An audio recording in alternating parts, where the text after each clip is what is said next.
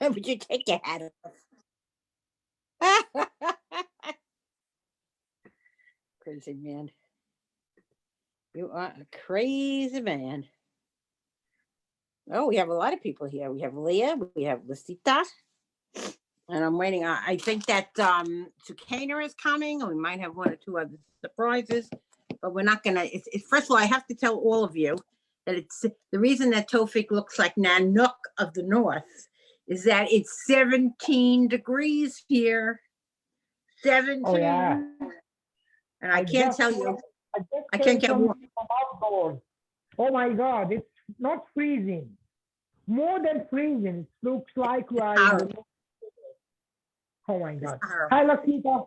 Hi. Hi, sister. How warm is it in your home? You've got... The home is wonderful. The house is good. Wonderful, yes. We have the heat, central heat. Thank So God. is here. Pipe it up, baby. Is here. What'd you just say? Is Sukaina there? Sukaina, yes. Oh, here she comes. Great. We're going to start filing in. I did invite Sukaina. Wonderful. We missed you. I missed you, my daughter. I've been speaking to Sam, and I've been speaking to Assam and Fatam, but I haven't spoken to you, so I'm really glad you're here. Hello. She also looks cold. Look at her. Sukaina, look at Dad. He's like Nanook of the North. Take a look at Dad, what he's wearing. Oh, no, I really love your hat. My God, I really love it. We miss you, Sukaina. Where have you been? Where have you been? God. I haven't had a chance to fill him in. So you can tell him. Go ahead. We have a few minutes. Yeah, I do. Like as I said, I was training. I registered in the TEFL training. And, you know, as part of the training, as you know, like we have a theoretical part and we have a practical part. And I thought, you know, I'm fed up with the North. Let's do something with the South. And I really, because this is about, you know, opportunity to work with the nomads. I was like, yeah, because I visited the Sahara before. And I said, let's do it. But the thing is, my physical, like, I could not handle the heat. I couldn't handle a lot of stuff. Yeah. And after that, right now I have COVID. It's terrible. Oh, it's really terrible. I've been like a week, I didn't do anything. I'm just sleeping and eating, you know, getting a lot of meds and eating a lot of healthy food. But it's still not, you know, I feel like, I don't know, it does something to your body. It's like you no longer want to, you know? No, it's like, I don't know, I've never had this before. When you travel out of your city or out of your country, you get this kind of, you know, jet lag or whatever. Not only but get COVID. We will really need you. Okay, now she's here, and now we're going to move on. No more Jewish guilt. Okay, here we go. So thank God I will finish after 2 weeks and go back to where I am. Okay. And let's start fresh. I will get my diploma. I will get the degree. Okay. So I feel, I feel that 2022, I don't know, it's going to be the start, hopefully. I hope so.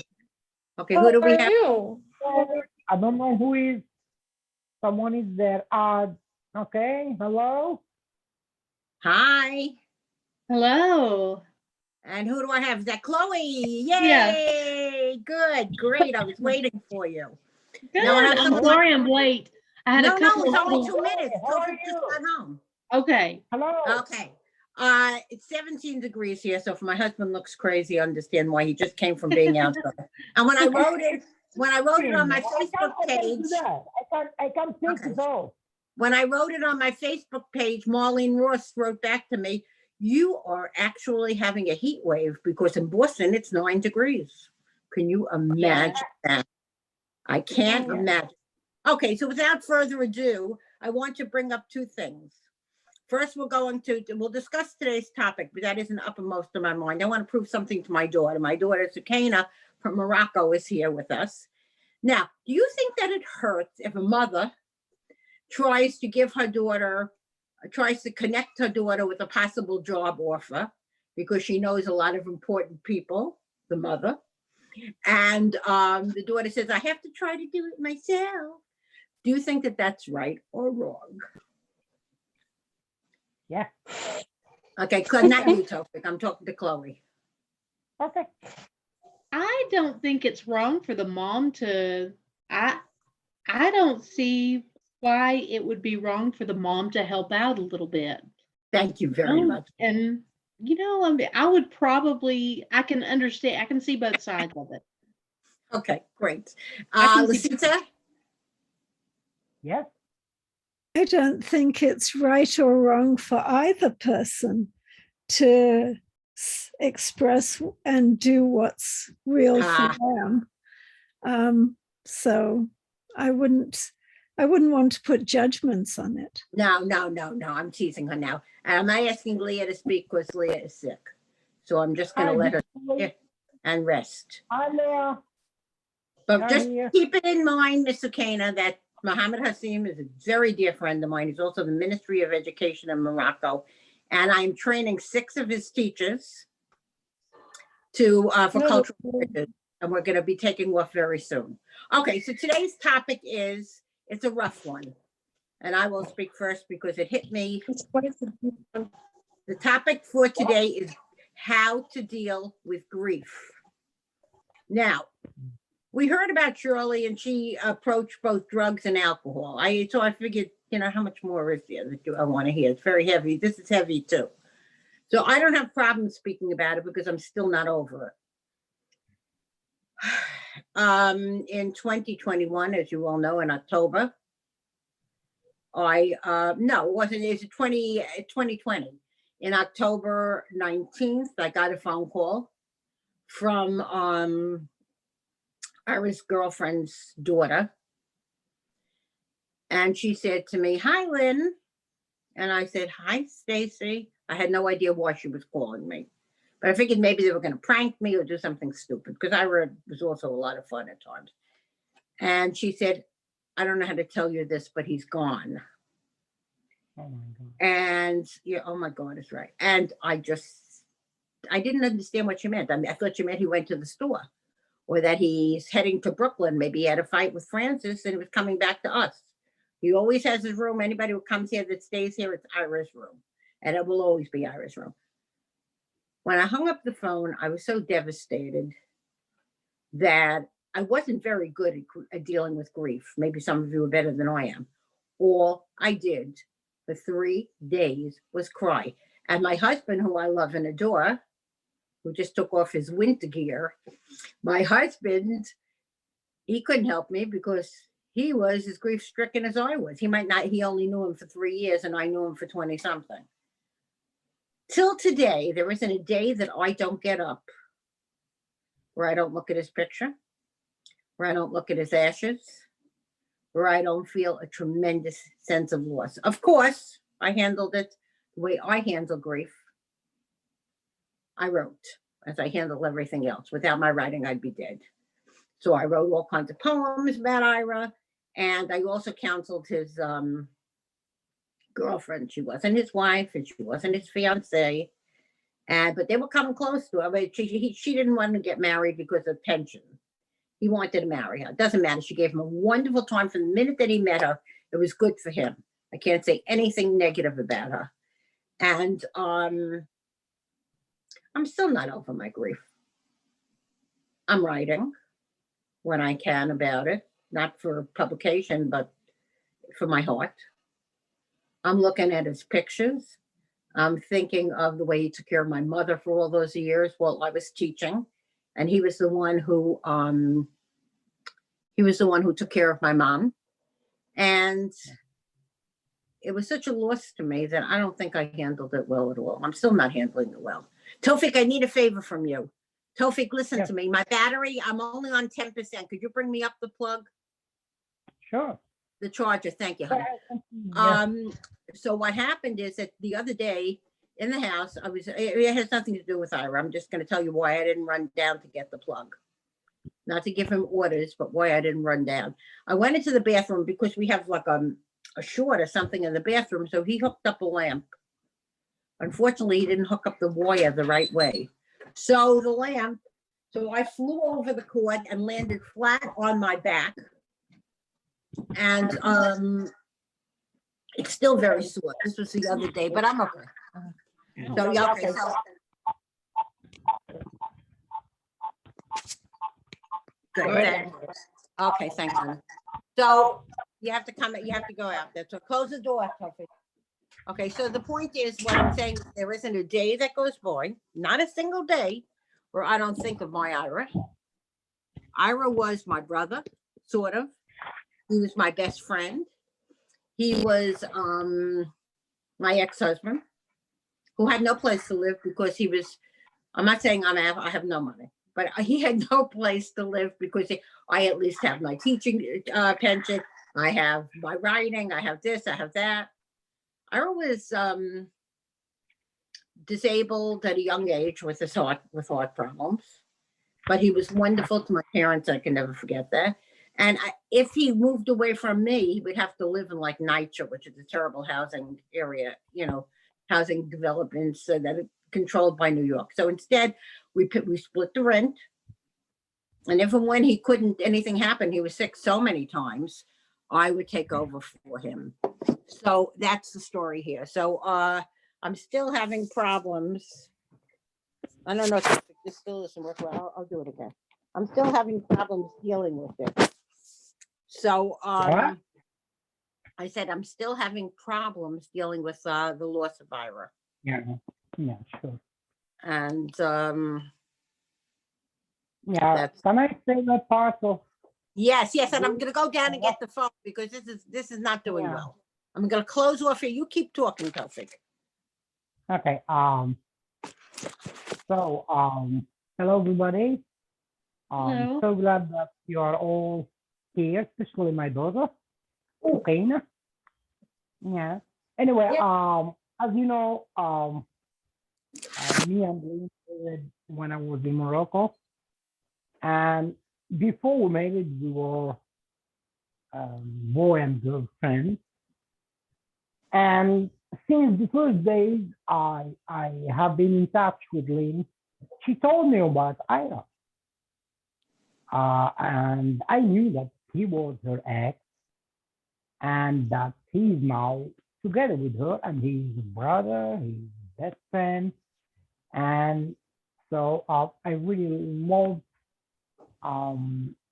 Lynn telling me straight away that I have my ex living with me, and I really like that from her. And I got in touch with Ira from, let me say, the first week we have met, and we get in touch with Ira, and she told me a lot about him, and I started knowing him more and more before I came here. Can you imagine, before 3 years that I came here?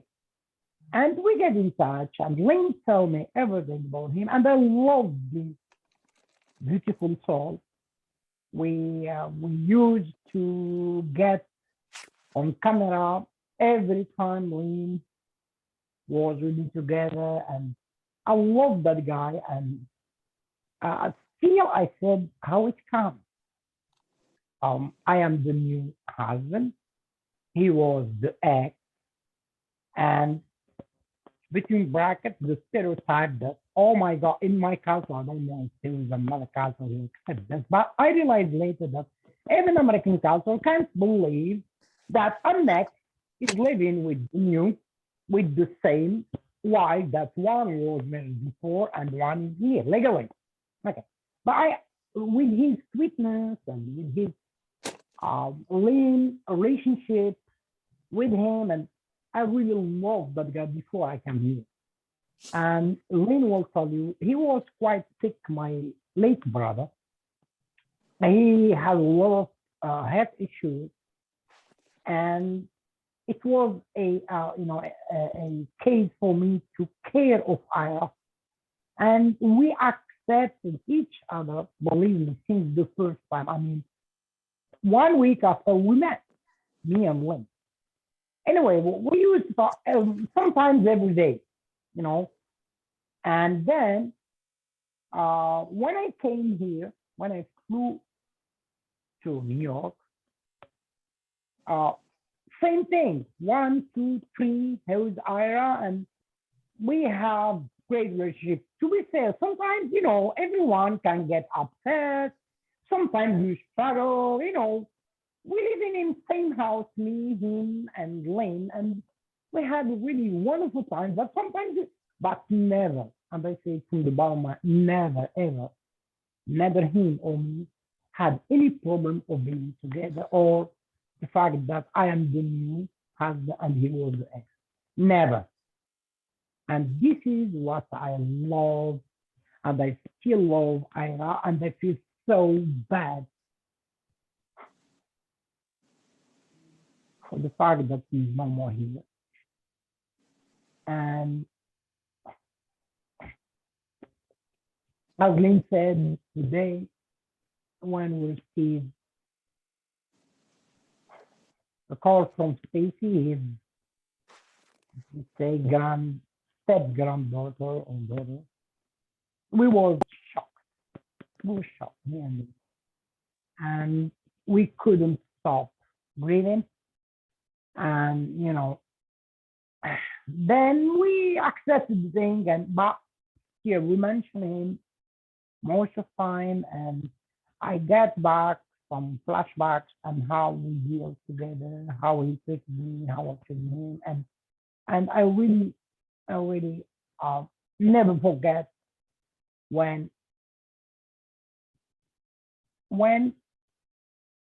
we had some occasion, feast, or in Morocco, for example, the main feast, there was Ramadan. It's so important feast in Morocco, and we used to fast for 1 month. And since before the first day of that whole month, it's a holy month for us as Muslims. And before the first day, he was excited and he brought us together, me and Lynn, to the supermarket, to the mall. Oh my God, tomorrow we'll start Tawfi Ramadan. We should do that. We should do so good and so generous in that. This is for main important events, I think, for me as a Muslim. And same thing for him when they had any celebration, Christmas or Passover. As you know, Lynn is Jewish, I am Muslim. I was not religious, but we were, we are a connected brother and brothers. I'm sorry. No, that's okay. Yeah. So one day, on my birthday, same thing. I didn't realize.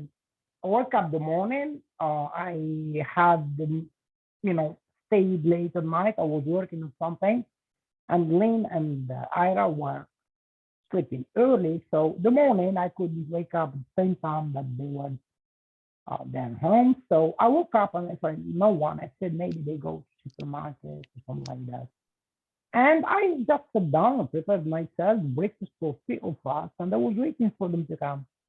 And guess what? When they come, he came with a big cake for the birthday, and with the, innocent kid feeling, and just a happy birthday Tawfiq, and he hugged me, and that doesn't mean that I'm now recalling him not just to praise, or it was a fact, and it is really rare when you find such kind of relationship between two husbands, the ex and the new, and have these real spiritual love and relationship. So that's it. To summarize and to close my speech, I only realize, and here I see that the reason for that we get in touch and we feel have this spiritual love in each other heart is my lady. This lady is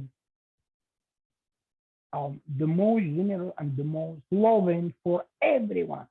And without her love and her way of, treating each, we wouldn't have me and Ira get connected as we were.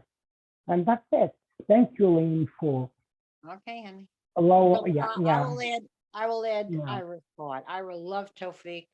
When I was ready to take Ira and choke him, because it's a little bit different when you're together for over 20 years, because he did some crazy things. And I kept saying, I can't. Tofik would be there to be the buffer. And the three of us, as ridiculous as it's not ridiculous, we didn't have a choice. The three of us lived together. I can't think of three people who put in more of an effort.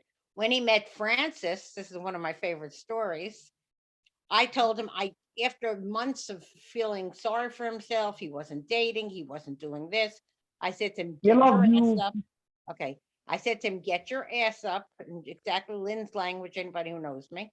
And I said, get yourself together, find your center, and get back on an online dating service. Because he had met somebody they really cared about, but they broke up for other reasons, which aren't important right now. So he went and he found Francis through this dating service, eHarmony. So I said, okay.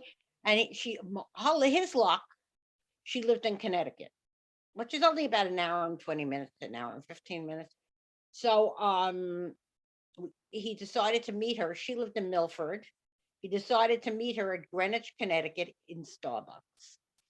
So Ira said to me the night before, I'm a little bit nervous about this. Maybe I should cancel. I said, you're not going to cancel. He said, well, what if we don't, I said, so you come home, you don't like us, sit, have a cup of coffee at Starbucks, my favorite, and think about me. He said, can't you come? First, I thought it was the most ridiculous thing I ever heard. But then I said, I understood because he was feeling very displaced. So instead, I said to Tofik, we're going to go with him because he needs that extra boost. So we sat with him until she came, but he didn't want us to be there. He didn't want her to see me right away, to see us right away. He didn't want her to think he didn't have the courage to meet her. So we hid in this little park, which was adjacent to Starbucks. And Chloe is smiling. It was the most ridiculous thing, Chloe, I've ever seen. And It was quite nervous, like okay, it's small, yeah, like the. okay. And then we sat had the first date in his life with right. Francis upon. And we sat in the park, and I see he's on his cell phone. So I sent him a text message saying, get off your phone, you're on a date. And even that he laughed. So and from that day on, and of course, he treated us to coffee, then we drove home. From that day on, I think we even went out to, he wound up caring about this woman. He got to know her. And within a month, he moved in with her. Was it fast? Yes, it was, but I was never questioning him. A lot of things happened. She had a bad accident when he was living with her. She fell and she had brain bleed. So it stopped my seeing him. So, but we tried to get there once a month. We spent Thanksgiving with her family. Just a lovely, lovely family. I still talk to her today. I still talk to her. In fact, I actually talked to her yesterday on Messenger. Grief, she got over her grief a lot more than I was. She only knew him 3 years. I knew him 20 something years. He was a part of my family. He took care of my mother and my father, and those things you don't forget. So how did I handle grieving? The only way I can. I cried and I wrote, and I wrote and I cried. So that was our story. And Tofik tried to be as supportive as he was, but I saw the tears in his eyes as well. But I think that that's how we got through it, because we knew that we gave him the best we could give him from us.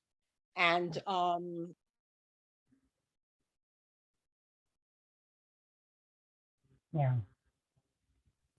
goes. That's how we had with Chloe. Let's go to you.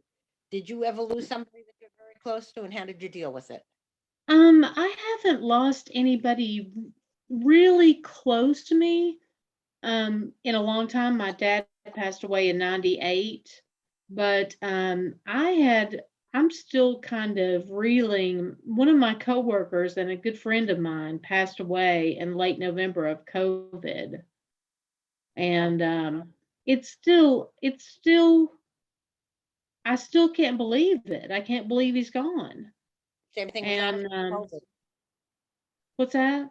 Ira also died of COVID. Did he? Yeah. Oh, Yeah. I didn't know that. Yeah, he was there, and then 2 weeks later he was gone. And Oh. it just, I'm still kind of processing that. I just can't believe he's gone. He was vibrant. He was just really, and he was a great man. And I loved his wife. I still love her. She got COVID, but she's fine. Thank God. But yeah, so that's, and my dad, when that happened, my dad and I weren't really close. So and it was kind of a surprise, but kind of not. He died of a stroke. Oh, And yeah, it just I I haven't, thankfully I've still got my mom. I'm really glad about that. And I've got my sister. And so, and I lost, oh my gosh, I totally forgot. I lost oh, my best friend to cancer in 2013. And we had been lifelong friends. We had known each other since we were toddlers. And I lost her in 2013. And that really, that was I just cried a whole lot, like you were talking and that's you were it. It's a saying. release. Crying is a release. There's nothing wrong with it. Yeah. Oh, that's all I did. That's all I could do for, I mean, like a couple of weeks. I was just, I couldn't believe it, again, like I can't believe she's gone. And I have regrets, that I didn't spend more time with her. I spent some time with her, but I didn't spend more time with her. I regret that right before she was gone, right before she passed. And yeah, so I had those regrets too, that we should have forced ourselves to go out there, but when they had COVID, we couldn't go out there. And they didn't have no, the rain. exactly. Yeah. But you still feel like you should have, those Yeah. words should have stay in your mind, and it's really, really tough. Well, thank you, Chloe, for sharing that. And what I would do, another way that you can handle it, and I'm not talking about for publication because most of my stuff is not published when it comes to Ira. Yeah. Get a journal and write in a journal about how you're feeling. That also helps. That's another form of release. Absolutely. And I used to journal. I journaled all through my 20s. And it's just something that I kind of, I don't know, somewhere along the line, I just stopped doing it. But yeah, that's definitely That something might help you. that I'll consider. See if it works. I hope it works. Okay. Okay. And Tofik is trying to kill me by showing all these pictures. There's Ira and Francis and Tofik and I at a restaurant in Connecticut. They were taking us out for our anniversary or for my birthday or something like that. Okay, next we're going to go to Sukaina. I know Sukaina had loss in her life. Suki, you want to share with us? Oh, well, since the session is about like grief, I don't know how to deal with grief. I mean, I'm not the type that really forgets easily. Oh, tell me Uh, I lost my grandfather when like in 2004. I was only, I don't know, 10 or something. So it did not really affect me because my grandfather used to live in France for all his life and he would come only in the summer. So even when we were at his funeral, I was just saying that grandpa is going, to a beautiful place somewhere, and that's it. I mean, I still remember that I did not even cry. But my grandfather had a sister. This sister did not get married at all. I mean, she was with my grandma and my uncles and aunts, and she technically raised them all. So when my father got married and my mother stayed with them for like a year or so and, got pregnant and got sick, my aunt or my father's aunt was the one responsible over me. I used to spend all my time with her as a baby. And also when we moved to Meknes. She came with us for a few years, like I think 2 years or something, and I spent time with her as a toddler. So after that, she went back to Taza, and we used to visit her every single summer. Like in August, we would go to visit my grandma and, our extended family. And, there she was all the time smiling. And, what was really amazing about her is that she used to hide stuff for me. I don't know, candy bars, stuff like That's that. sweet. And yeah, and I used to consider her as my mom. It's like, yes, they are family, but like she is, my closest family. So I used to spend a lot of time with her. I used to do a lot of stuff with her. And whenever like she used to teach kids or something like that, I would go with her. Whenever she wanted to donate something, I would go with her. So it was really, I don't know, it was really nice to spend like my whole summer with her. And in 2006, it's the year that I've lost her. It just, the thing, I was very, I was a kid. And, when my parents knew about her death, they did not tell me for like 3 months or so. So they went to her funeral, but like I had school, so I thought that I still remember that my father just told me that your aunt is sick and we're gonna go and visit her, and that's it. So I was like, just make sure you take her to the hospital and everything. But yeah, I had school, I could not go. And I don't know, maybe when because I still talk to my father about this. I don't know, I'm the only person in the family that they never mention my aunt. Whenever they are, we are eating something, or whenever we are like, celebrating something, and they want to mention her, they just look at me and they stop. Because whenever they do, I just cry. And she left in 2006. Now it's like 2022, and I am never like, I cannot stop my tears when I You can't get over and these. yeah, I just can't. So in the family, whenever like there is a talk about her, the memories, they just look at me and I'm crying, and I don't know, they feel like her death affected me so much because I tried to avoid them. For all I know, like I when she died, I did not visit back. Like my family would go every summer, and I stopped visiting that place for 12 years. I could not Wow. visit her grave. I couldn't. I could Very not good. see her pictures. It just, for me, I'm like, they tell me that your aunt died, and I'm like, no, she did not. And I still blame them to this day. I don't know. My father said maybe it's my fault because I didn't tell you that she died, and maybe I should have taken you with me Trying to to the save you. funeral so that you can deal with it. But now, because I've never seen them bury her, I've never seen her grave, I could not visit.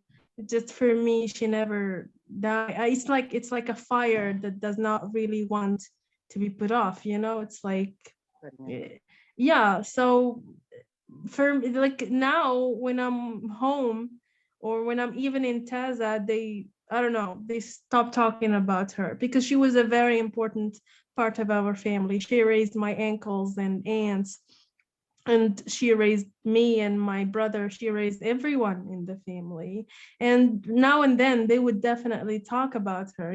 She used to do that and she used to do that. And for me, I just cannot handle. I would cry even if there are strangers. That makes And sense. people would be. The thing is, people would be, questioning me like, why would you? I don't know. People are tough nowadays. I don't know.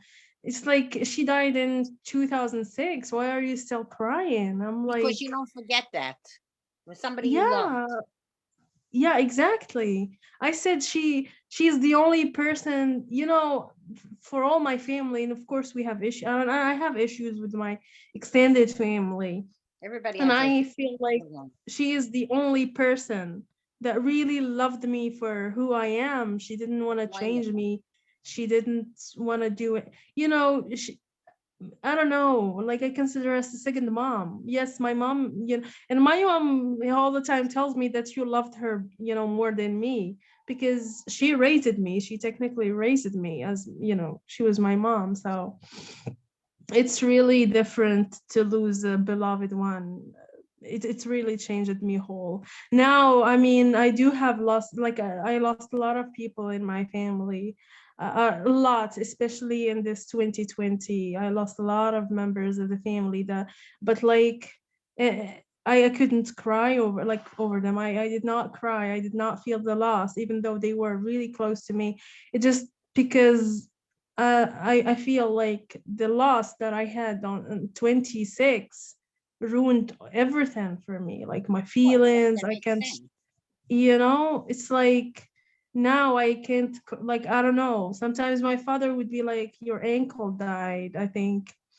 When my ankle died, which is only like in 2020, I did not cry. Like my mom really, I don't know, she was crazy about her death, his death, and I could not support her because I don't know, I couldn't handle, because it's all, every death reminds me of my aunt's death, and I just can't go there anymore because it weakens really my feelings, my everything. So I no longer support anyone, and I don't know how to deal with death, because of that shock that I had in 2006. So yeah, this, when I've read about the title of the session, I was like, grief. It's something that I don't really know how to deal with because it's still living with me, like from You are a 2006. published author. You should open a journal and write your feeling. You know it. You've published books with me left and right. There is Yeah, I mean, remember, like my first story that I wrote with you is actually about her. I She's the remember. one that really, guided me to teaching. I never forget about her. It's And you shouldn't. It's whenever a I'm legacy writing a in the diary house. or something, it's always, people would start the diary about their diary, and I would be telling my aunts, my dear aunt, this is what happened. It's like I'm talking to her, telling her everything, because I used to do that That's very in understandable. summer, whenever I go, it'd be like, hey, I think I have a crush about, she was, she was the person that you tell everything that you cannot tell to your parents and people. Exactly. And yeah, I really lost her, and I cannot get over that fact. And but it just, I hope that she's in a good place, and whenever I pray, or when I always remember her, I always pray for her, and whenever I do something good, I do it for her. To be honest, whenever I do voluntary work, it's more likely it's because of her and for her. Wonderful. Thank you so much for sharing. I know it wasn't easy. Okay, I Yeah, know it that was. Leah. I know that Leah can't talk because Leah is sick. Am I right, Leah? Okay, I hear her in the background. Okay, Lorena, would you like to share? Lucita? I'm not sure I do, but maybe something will flow through. I keep hoping that I have some advice that will help other people to deal with their sadnesses too. But I had a major loss in my life where I had a car accident and my eldest daughter, Joy, died in the car, in the seat, in the passenger seat beside me. So we had a collision with a truck and the car rolled over and everything, but the impact had been on the passenger door. And I was very, very close to her. She was my first child and I had homeschooled her. And we were very close. So I'm sure it has, I mean, it's had such a deep effect upon me, but I think the grief has subsided by now. We are talking 31 years now. And yet there'll be moments that the feelings come up again. And so I've had the death of my father and my mother since then. And yeah, I don't just somehow the faith that everything is designed, everything is under the care of the Almighty does help me, and learning to face the inevitable that all of us will pass, as I think will give me some roots to take it. But I know when it's a shock like this and I'm hearing it, when one isn't expecting it, then there's less time to prepare, less time to